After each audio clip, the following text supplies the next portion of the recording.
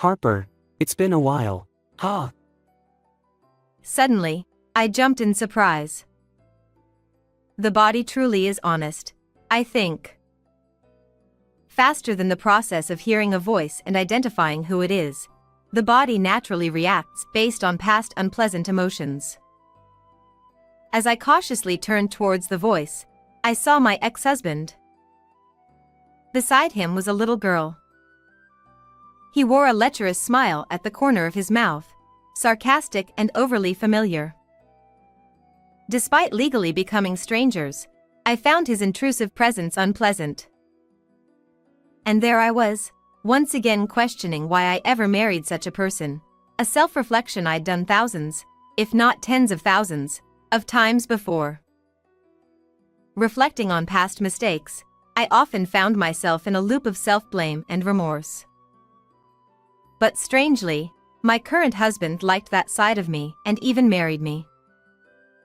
He's very kind and principled. Well, compared to this guy. And then, my ex-husband, with his overly familiar tone, spoke up. What's wrong? What are you doing here? And it annoyed me how puzzled he sounded.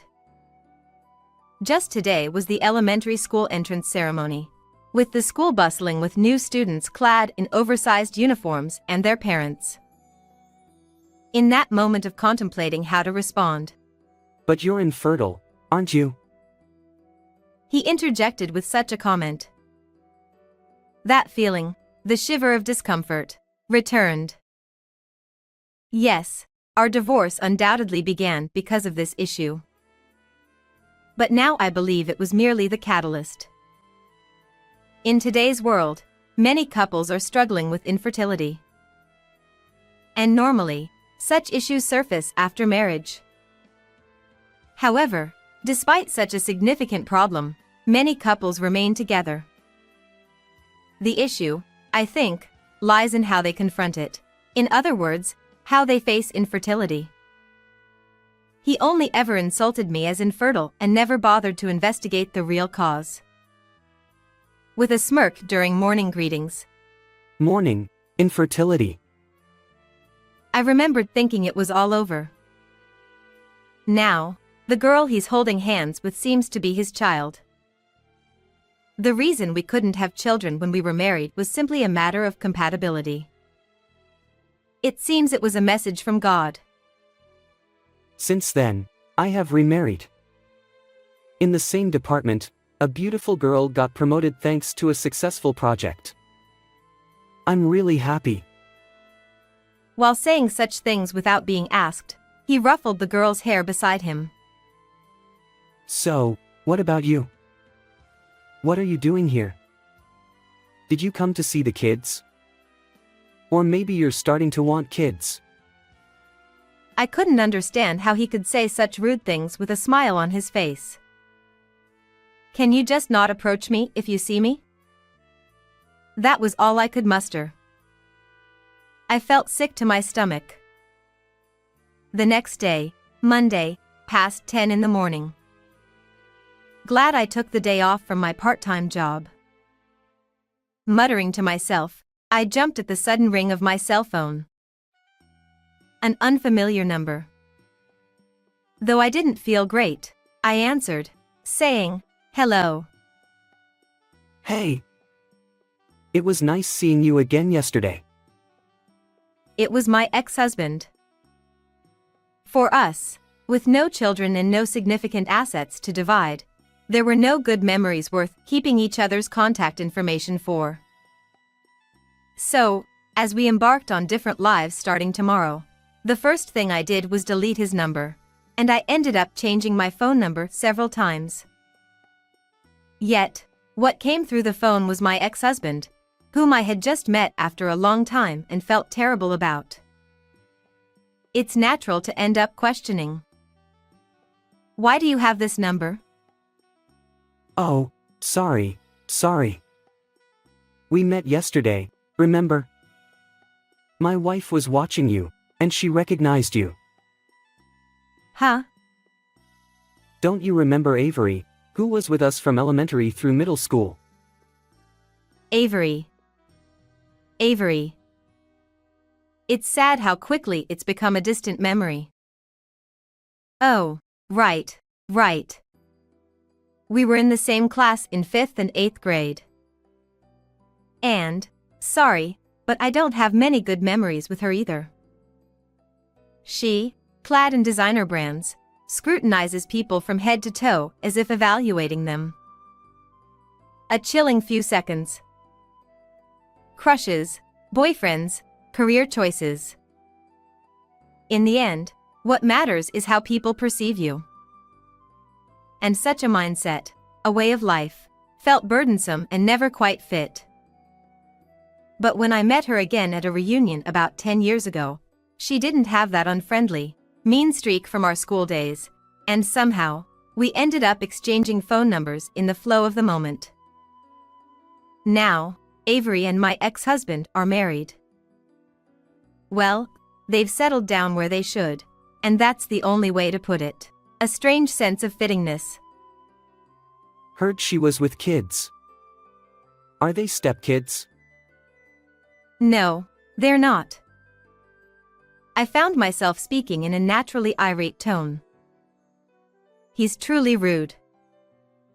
Well, it's tough to handle stepkids, you know. Well, maybe it's inevitable for infertile women like you. I'm telling you they're not. They're mine and my husband's. Oh, there you go again. Stop showing off. Did he call just to say these things? It's becoming ridiculous to engage seriously. Stop calling for trivial matters. With that, I pressed the end call button. Talking to this person always ends up like this. Some time passed, and it was the day of our child's sports festival. Unfortunately, due to work, my husband would join us later. The children, slightly more excited than usual, were eagerly anticipating the lunch I made for them after getting up a bit earlier than usual. I'll finish up and join you before lunchtime, he said, heading out. We managed to secure a spot in the shade behind the school building where we could leisurely eat our lunch. As we headed towards the entrance gate to catch a glimpse of the children who would soon participate in the main event of the pre-lunch, the relay race, Avery stopped us. Harper? Is that you? Honestly, there was a slight unease in attending this event. Could it be Avery? Though I knew, I wanted confirmation, maybe to escape reality for a bit. I can't believe you two were married. Without much of a greeting, she boldly inserted herself into our conversation, just as she used to. I was surprised when I heard from my husband. As she finished speaking, Avery leaned closer to my ear and whispered, You're infertile, right? Tough luck, having 3 stepkids. That's not it. They're my children. Ah, come on, I understand wanting to keep it a secret. With that, she lowered her voice even further. Oh, I see. You haven't told the kids either. Got it. Won't tell anyone. Talking to these people always leads to such conversations. I was about to try to deny it by raising his voice again. Hey, A goofy voice was heard. I was just talking to Harper. She insists those kids are hers. Can you believe it? really, she is still stuck in her fantasies. Maybe even marrying wasn't real, huh? With that, they both laughed. The phrase rude couple echoed in my mind, and at the same time, it felt foolish to respond seriously anymore, as if it were a waste of time. However, the overconfident couple seemed to have no sense of when to stop. If I knew she was infertile, I wouldn't have married her. Yeah, seriously. But Harper, you missed out. Since you two split, he became a section chief. He's on the fast track to success within the company, you know? Well, you wouldn't have known, I guess. Saying that, she proudly looked at her husband with admiration. I thought, a company where people like this get promoted must have a questionable bottom line, but I didn't say it out loud. Hey, that's rude to say. He scolded his wife, but then he too stood proudly. They are a foolish couple. But seriously, how long do I have to endure such nauseating conversations? Just as I pondered this, my 3 children arrived, and I heard, "Mom." If this foolish couple were to say something about them being stepchildren or anything like that, I'd yell at them. I was thinking about that, but then, Oh, what cute kids. she said with a shameless tone as they started to walk away. But then, in the next moment, the children exclaimed, "Dad," and happily waved in another direction. Hey, about that gentleman. Your curious husband. Avery tried to add more words, but my ex-husband's reaction was unexpectedly cold. His face visibly paled, and he started trembling. Avery peered at his face as he looked down, confused by his sudden change. While my children ran over to him, my husband, Daniel, appeared. Hello. With an impeccable smile, genuinely refreshing, I couldn't help but smile too, which felt particularly relieving today. You don't look too good. Are you okay? Daniel showed genuine concern even to someone he just met. Meanwhile, my ex-husband, upon hearing this, couldn't even lift his head further. It's been hot today, and maybe it's the usual hectic work? Also, my husband works for a large corporation. It's a critical moment for him whether he'll become a department head. Despite saying he just became a section chief earlier, he's now boasting like crazy. Oh, a big corporation. Wow, this is important. Let me give you my business card. Without waiting, Daniel took out his business card and started introducing himself. I almost exclaimed, "What?" If Daniel's and my ex-husband's companies were in business together. In that case, I could somehow understand my ex-husband's sudden change. Well, He tried to leave, unable to bear it. I pretended to be a first-time meeting to see how you were doing, but I heard that you and Harper were previously married. Huh. Yes. That's right. It's been a while, so I just ended up saying hi. That's all. Just saying hi. I've been watching you closely until just now. It doesn't seem like anything. You were calling Harper infertility over and over again, weren't you? Does it still seem like nothing? no, it's just the test results, and Harper told me she's never taken any tests. Daniel further admonished the speechless ex-husband, as if he were repaying what they had done to me. It's very rude, but aren't you morally wrong? Calling someone's wife infertility. I think many people in the world are suffering from this, don't you?